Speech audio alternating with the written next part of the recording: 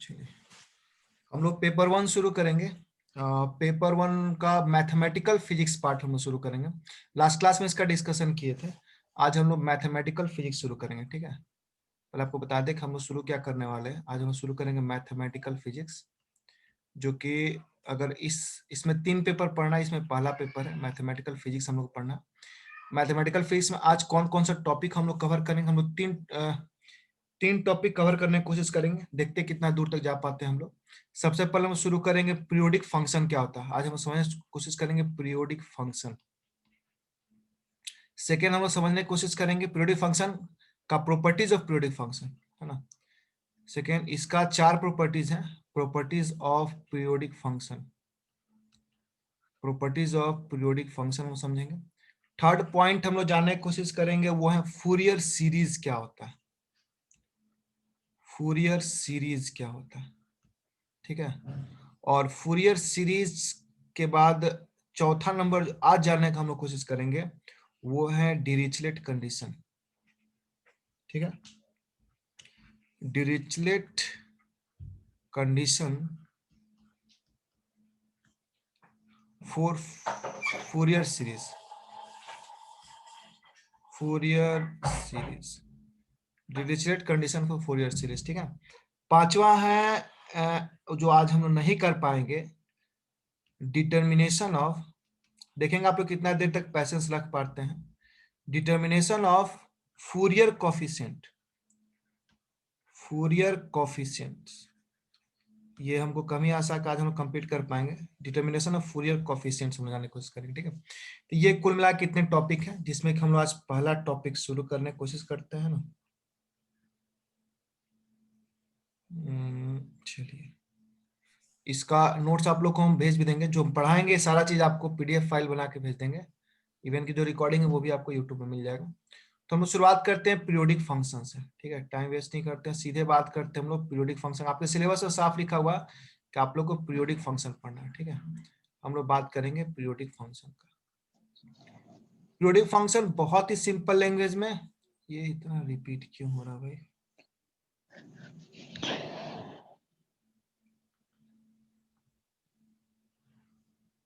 कभी कभी ये सटता बहुत ज्यादा।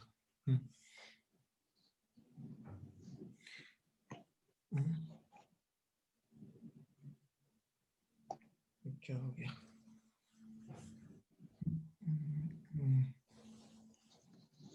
वापस पीरियोडिक फंक्शन सिंपली क्या है, एक फंक्शन है ना। पीरियोडिक फंक्शन, पीरियोडिक का मतलब क्या होता है, कोई चीज एक निश्चित अंतराल पर अपने आप को रिपीट करे, वही ना पीरियोडिक होता है।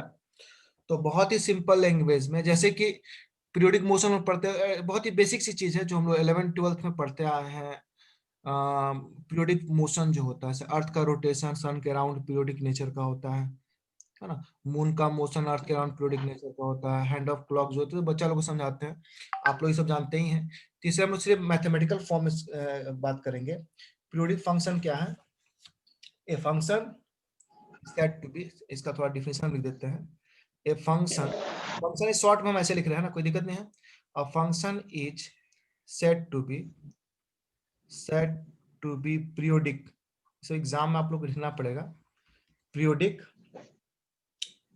इफ, सिंपल सी बात है, if it repeats itself, repeats itself in regular interval, regular intervals. अच्छा, एक बहुत इंटरेस्टिंग बात आपको बताते हैं। फिजिक्स का पहला टारगेट क्या है, जो भी फिजिकल सिचुएशन उसका मैथमेटिकल वैल्यू देना, उसका मैथमेटिकल इक्वेशन देना, फिजिक्स का पहला टारगेट। आज हम लोग जो भी पढ़ने जा रहे हैं, किसी ना किसी फिजिकल सिचुएशन का एक मैथमेटिकल रिलेशन हमको देना है। पीरियोडिक फंक्शन वैसे वैसे फिजिकल सिचुएशन का मैथमेटिकल फॉर्म होगा जो कि अपने आप को बार बार रिपीट करता है, ठीक है। और बेसिकली जब हम लोग धीरे धीरे आगे बढ़ेंगे प्रॉपर्टीज ऑफ पीरियोडिक फंक्शन से, जैसे आप फूरियर सीरीज में आओगे तो आपको समझ में आएगा। यहाँ पर हम लोग सिग्नल्स की बात करेंगे। सिग्नल्स मतलब वेव्स जो आज के डेट में हम लोग रेडियो वेव्स वगैरह यूज करते हैं, मैथमेटिक्स का सबसे कॉम्प्लेक्स फॉर्म वेव्स के स्टडी में आता है, ठीक है, क्योंकि न्यूटन्स लॉ वगैरह से बहुत पुराना नियम हो गया। बॉडी का मोशन को डिस्क्राइब करना आसान है, लेकिन वेव्स के जब पार्ट में हम लोग आते हैं तब मैथमेटिक्स थोड़ा सा कॉम्प्लिकेटेड होते जाता है। तो पीरियोडिक मोशन पढ़ने का वही टारगेट है कि हम लोग पीरियोडिक सिचुएशन को समझाएं, और उसी पीरियोडिक मोशन को आगे बढ़ाएंगे तो फूरियर सीरीज आएगा। मतलब पीरियोडिक मोशन का एक स्पेशल केस है फूरियर सीरीज, ठीक है। तो इतना तक तो क्लियर हो गया, पीरियोडिक मोशन से ही आगे हम लोग बढ़ेंगे। तो फिलहाल ये एक छोटा सा डिफिनेशन हो गया है ना, या ये हो गया। यहीं पर हम लोग पैराग्राफ चेंज करके फिर से लिख देंगे अ फंक्शन, यहीं पर इस बात को हम लोग फिर से लिख देंगे, a function is set to be, एक फिर से मतलब definition, set to be periodic, वही लैंग्वेज फिर से यूज करें, बस थोड़ा सा बदल देंगे। Periodic if for a number t, मान लो मेरे पास कोई नंबर टी है जो कि ग्रेटर देन 0 है ना, या यहाँ पे ऐसे लिखो फंक्शन एफ एक्स जोड़ दो, a function f x is set to be periodic if for a number t greater than 0 f x जो हो वो इक्वल टू होगा एफ एक्स प्लस टी का। मतलब टी समय बाद, मतलब टी टी इस नंबर को जैसे ही इसके वेरिएबल में ऐड करेंगे तो फंक्शन हमको वापस मिल जाएगा। और सबसे बड़ी बात कि ये जो टी जो एक नंबर है इसका स्पेशल नाम है, वेयर टी जो एक नंबर है फंक्शन में इसका स्पेशल नाम दिया जाता है, और इसको हम लोग क्या बोलते हैं, इसको हम लोग क्या बोलते हैं, इसको हम लोग बोलते हैं पीरियड ऑफ द फंक्शन।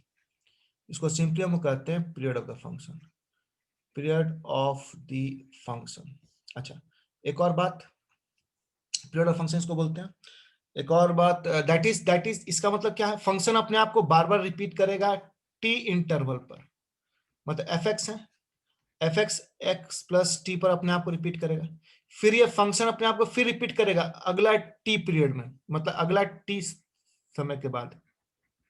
देखो ये टी जरूरी नहीं कि टाइम हो, टी डिस्टेंस भी हो सकता है, फंक्शन अपने आप को पर्टिकुलर डिस्टेंस पर भी रिपीट कर सकता है ना। टी जरूरी नहीं कि टाइम पीरियड, लेकिन इसको पीरियड बोलेंगे, period in the term of time, period in the term of angle, period in the term of distance, है ना, कुछ भी हो सकता है। ये हो सकता है इक्वल टू होगा एफ एक्स प्लस 3t होगा। तो टी देखो इस फंक्शन में इसका अगर यहाँ ध्यान दो, ये इसके वेरिएबल में टी का अंतर, फिर यहाँ टी का अंतर, टी का अंतर, ये सब के सब क्या होगा, बराबर होगा। ये जस्ट एक रिप्रेजेंटेशन है पीरियोडिक फंक्शन का। अच्छा, इसका जो ग्राफ बनाएंगे, अगर हम इसका ग्राफ प्लॉट करें, अच्छा ग्राफ में बाद में आते हैं, एग्जाम्पल लेते हैं तब ग्राफ में लिखेंगे, उसको एग्जाम्पल करें। एग्जामिनर आपसे सोचता है, ग्रेजुएशन में एग्जामिनर चाहता है कि आप कुछ लिखें, मीनिंगफुल थिंग्स होना चाहिए।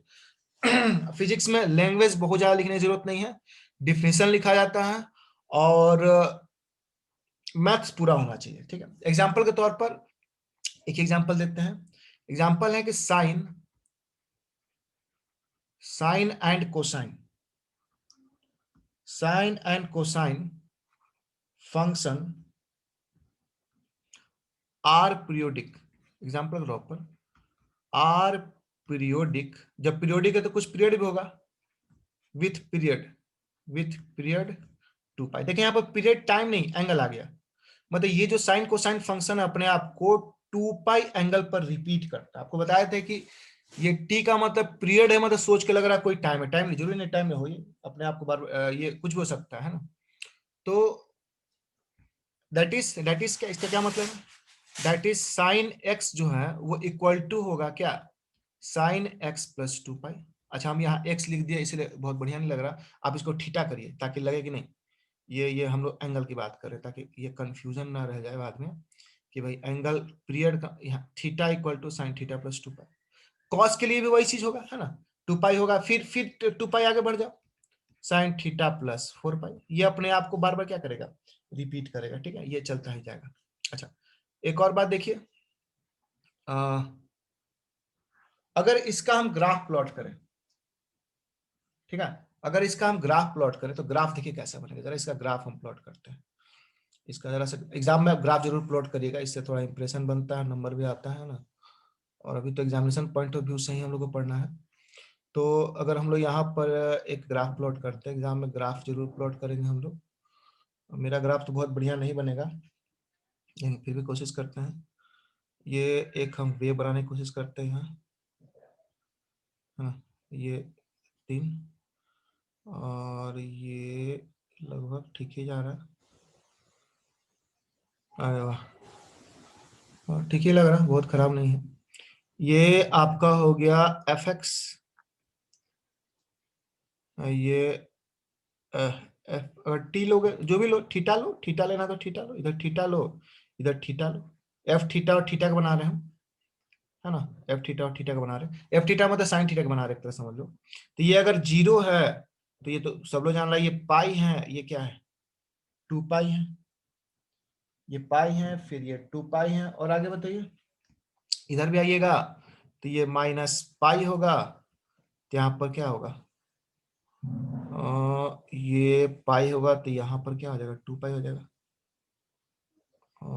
-2 पाई हो जाएगा, ठीक है।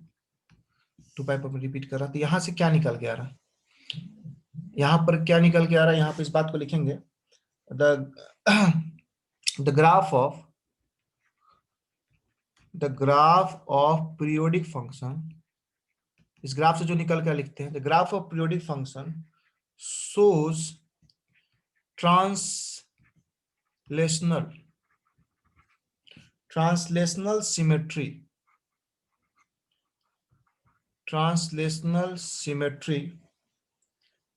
है ना, बस इतना ही लिखना।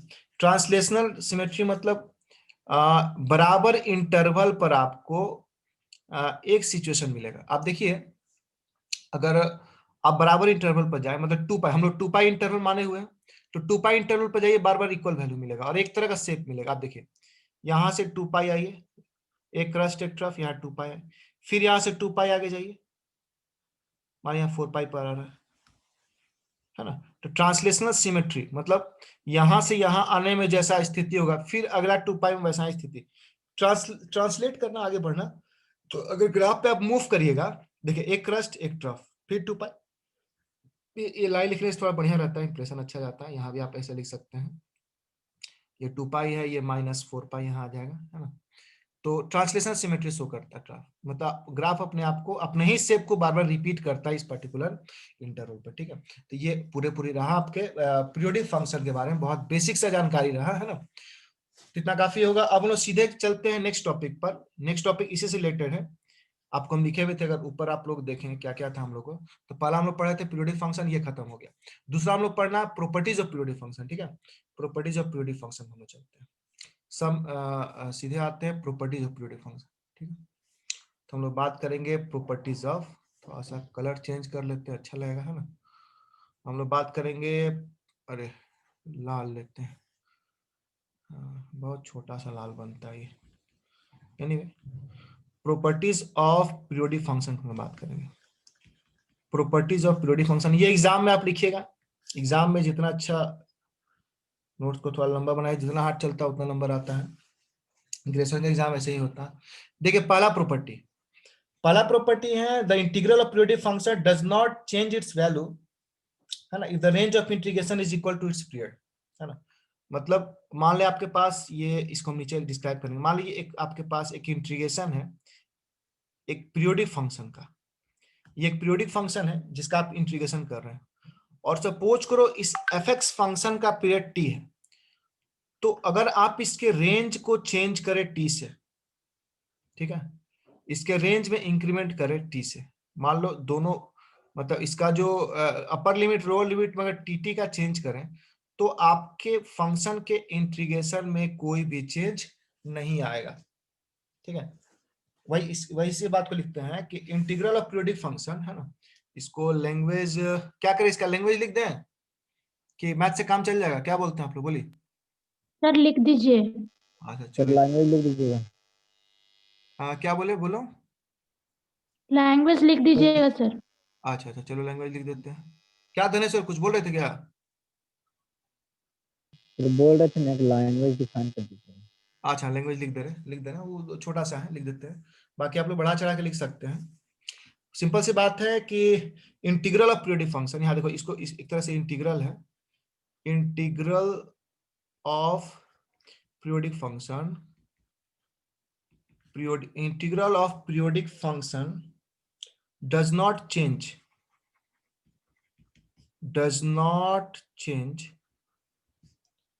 if does not change its value, इसका वैल्यू नहीं बदलता है if range of integration, range मतलब वही a to b जो है उसको हम range of integration is sorry range of integration, एक line, range of integration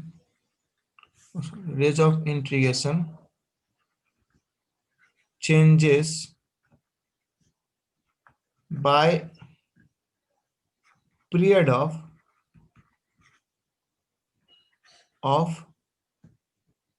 function, है ना। if the value of, यहाँ जोड़ो if the value, यहाँ ऐसे जोड़ो और अच्छा है, if the value of range of integration changes by period of function, है ना। Value of range of integration a to b था, इसका वैल्यू हम चेंज किए क्या, बाय पीरियड ऑफ फंक्शन, है ना। फंक्शन का पीरियड क्या मानते हैं, है ना।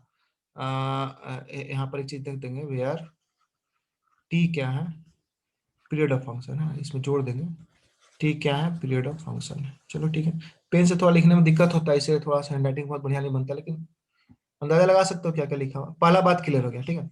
नेक्स्ट पॉइंट देखो, क्या इसमें कोई दिक्कत नहीं है क्या, लैंग्वेज भी लगभग लगता है क्लियर होगा।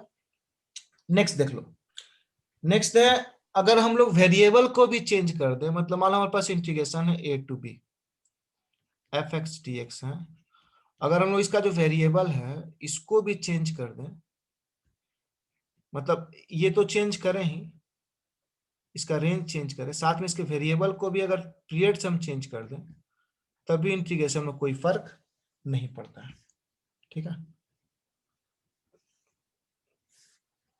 दोनों काम करें तब भी नहीं होगा। अगर सिर्फ ये तो सिंपल सी बात है कि आप अगर सिर्फ रेंज चेंज करते, मान लो एफ एक्स की जगह एफ एक्स प्लस टी कर देते, कोई फर्क नहीं पड़ने वाला था। लेकिन मान लो दो काम साथ में कर रहे हैं आप, रेंज ऑफ इंटीग्रेशन भी चेंज कर रहे हैं, मतलब अपर लिमिट लोअर लिमिट भी चेंज कर रहे हैं, और फंक्शन को भी उसी से इंक्रीज कर रहे हैं, तो ओवरऑल फंक्शन में कोई चेंज नहीं आएगा, है ना। सिंपल सी बात है, if variable of function, variable of function मतलब एक्स को वेरिएबल बोलेंगे इस फंक्शन का, changes by its period, changes by period of function, है ना। Then value of integration, value लिखने की जरूरत है, देन इंटीग्रेशन रिमेन अनचेंज, पर उतना लैंग्वेज में जरूरत नहीं, देन इंटीग्रेशन रिमेन्स अनचेंज्ड, चलो ठीक है, उतना तुम पढ़ सकते हो, थोड़ा सा कर्सिव लिख भी देंगे तो कहाँ कर्सर इतना छोटा पता नहीं चलता। एनीवे, दो पॉइंट क्लियर है। थर्ड पॉइंट हम आते हैं, अब third point, point number third देखिए क्या कहता है। पॉइंट नंबर थर्ड कहता है एक प्रॉपर्टी है ऑर्थोगोनैलिटी, है ना। पॉइंट नंबर थर्ड है ऑर्थोगोनैलिटी ऑफ पीरियोडिक फंक्शन, ये भी इसका पीरियोडिक फंक्शन के अंदर ऑर्थोगोनैलिटी कब आता है, या सिंपली लिख सकते हैं कंडीशन फॉर ऑर्थोगोनैलिटी, यहाँ ऐसे जोड़ देंगे, condition for orthogonality of periodic function, ये पूरी आ गए हैं, ठीक है। कंडीशन फॉर ऑर्थो, किस कंडीशन में पीरियोडिक फंक्शन क्या होगा, ऑर्थोगोनैलिटी होगा, इसको हम थर्ड प्रॉपर्टी में डाल दिए, है ना। पेन चेंज करते हैं, चलो क्या इसका है जरा देखा जाए, है ना। इसमें है कि we consider two periodic function, we consider two periodic function, two periodic function. हम मान लीजिए दो पीरियोडिक फंक्शन कंसिडर करते हैं, we consider two periodic functions phi mx and phi nx। मान लो दो पीरियोडिक फंक्शन कंसिडर कर रहे हैं, एक phi m, ये भी x है, ठीक है, phi mx, बहुत ज्यादा गीज में जा गया ये, phi mx and phi nx है ना। मान लो हमारे पास दो फंक्शन है पीरियोडिक, दोनों को दोनों सॉरी हाँ फंक्शन है पीरियोडिक, पीरियोडिक है in the interval, in the interval, किस इंटरवल में, in the interval a b, then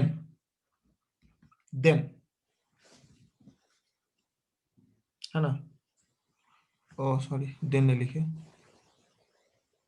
मान तो मेरे पास दो पीरियोडिक फंक्शन है सच दैट, कुछ इस तरह से ये दोनों, सच दैट कुछ इस तरह से कि दोनों का जो प्रोडक्ट है इनटू phi n x, दोनों का जो प्रोडक्ट है, ठीक है, उसका जो इंटीग्रेशन है a to b with respect to dx is equal to 0 है for m not equal to n। मतलब जब m और n बराबर नहीं है, उस कंडीशन में यदि दो फंक्शन का रिजल्ट अगर 0 है ना, मतलब हमारे पास दो ऐसा फंक्शन है जिसका कि ये कंडीशन है, ऐसा रिजल्ट है ना, देन या सीधे लिखो above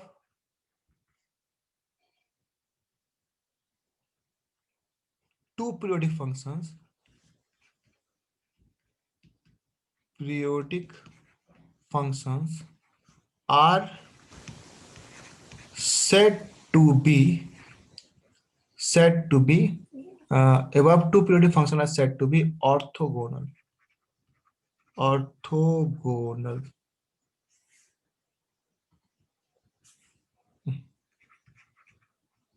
ऑर्थोगोनल, ये दोनों क्या है, ऑर्थोगोनल है। अगर हमारे पास दो पीरियोडिक फंक्शन है, एक phi mnx और phi nx जिसका पीरियड a टू b है, तो उसका जो इंटीग्रेशन होगा वो 0 होगा, है ना। ऐसे कंडीशन में दोनों फंक्शन को क्या बोलेंगे, ऑर्थोगोनल बोलेंगे। एग्जांपल के तौर पर समझो, एग्जांपल मान लो हमारे पास दो फंक्शन है, देखो example sin x and sin 2x are orthogonal, that is, इसका क्या मतलब है कि यदि हम लोग इन द इंटरवल, इंटरवल देना होगा, in the interval, in the interval 0 to pi, 0 से पाई में एक पार्टिकुलर, इसका मतलब है कि 0 से पाई के बीच में यदि हम लोग साइन x को साइन 2x से मल्टीप्लाई करें तो रिजल्ट 0 आएगा। देख लो, जैसे कि phi mx के जगह क्या है, साइन x है ना, और phi x जगह क्या है, साइन 2x है। दोनों में क्या अंतर है, बस अंतर है कि m है, ये n है, मतलब यहाँ 1 है, मतलब क्या, यहाँ 1 है, यहाँ क्या है 2 है ना। तो यहाँ पर m not equal to n है, यहाँ पर m क्या है 1 है, n क्या है 2 है, तो यहाँ m not equal to n है, तो रिजल्ट क्या है 0 है। तो बोलो सर ये कैसे लिख दे रिजल्ट, तो इसको हम प्रूफ कर सकते सिंपली, नोट के तौर पर देख लो, नोट के तौर पर इसका प्रूफ देते हैं, या आप चाहे तो आपको होमवर्क भी दे सकते हैं, आप इसको प्रूफ करके देखिएगा, है ना। चलो फिर इसका प्रूफ आपको होमवर्क देते हैं, इसका प्रूफ आप ट्राई करेंगे तो लास्ट में देखेंगे, है ना। आप तो ट्राई करेंगे 0 से पाई साइन एक्स और साइन 2x इक्वल टू 0 होता है, और जिनका बन जाएगा हमको पोस्ट करिएगा, ठीक है, इसी ग्रुप में आप लोग पोस्ट करिएगा। चलिए, तो कितना प्रॉपर्टी हो गया, ये 3 प्रॉपर्टी हो गया। चौथा प्रॉपर्टी है condition for functions to be normalized. Function हमारा नॉर्मलाइज्ड होगा, periodic function,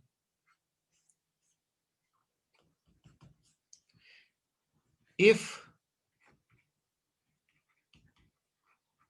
periodic function phi mx is such that periodic function phi max in the range इसका दे दो, in the interval दे दो, in the interval मान लो a to b। मान लो हमारे पास एक periodic function है phi max in the interval क्या a b is such that, कुछ इस तरह से है कि a से b phi mx के मॉड का स्क्वायर 1 के बराबर है, देन हम कहेंगे कि phi mx is normalized periodic function. ये नॉर्मलाइज्ड पीरियोडिक फंक्शन होगा। ठीक है, तो ये 4 प्रॉपर्टी काफी है पीरियोडिक फंक्शन को समझने के लिए। ठीक है,